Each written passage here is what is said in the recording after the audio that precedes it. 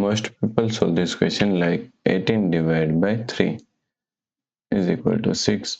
Then 3 multiply 3 is equal to 9. Now 6 divided by 9 is equal to 6 divided by 3 is equal to 2 upon 9 divided by 3 is equal to 3. But this answer is not correct. This answer is completely wrong.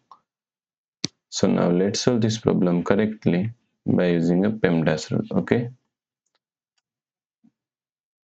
So first priority is parentheses, second priority is exponents, third priority is multiplication and division, fourth and last priority is addition and subtraction. Okay, in this question, here is division, and here is multiplication.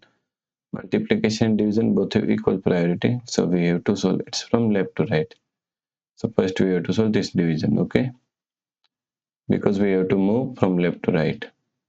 So 16 divided by 3 is equal to 6 divide 3 multiply 3. Now we have to solve this division.